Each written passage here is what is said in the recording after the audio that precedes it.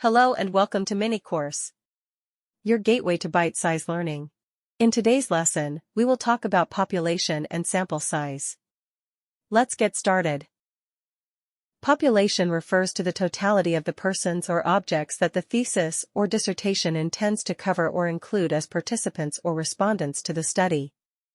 The population is described in terms of who or what they are.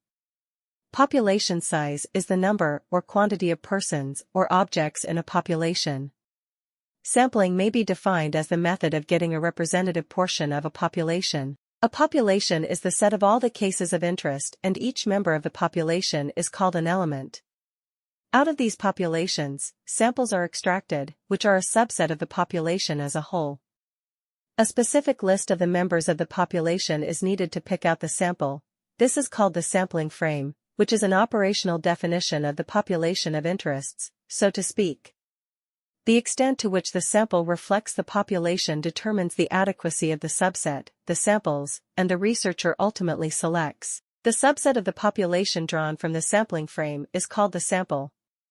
Whether a research design is descriptive or experimental, sampling is necessary, especially if the population of the study is too large, where the 4 M's, man, money, material, and machinery, resources of the investigator are limited. And it is advantageous for him to use a sample survey rather than the actual population. However, the use of the total population is advisable if the number of subjects under study is less than 100.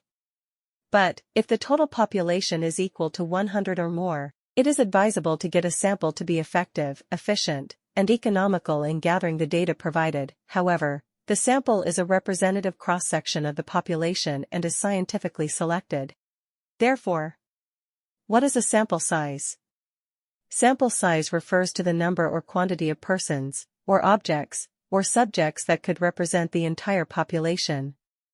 The most convenient formula used to determine the sample size from a given population of respondents is small n is equal to capital N divided by 1 plus big N squared, where n is the sample size, n is the population size, e is the level of error.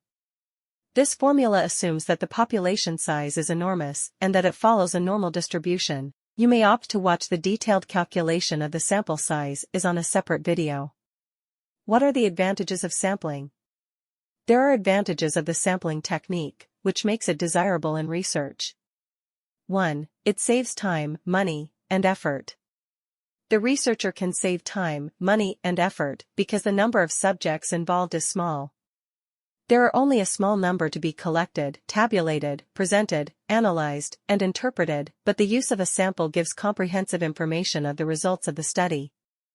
2. It is more effective. Sampling is more effective if every individual of the population without bias has an equal chance of being included in the sample and data are scientifically collected, analyzed, and interpreted.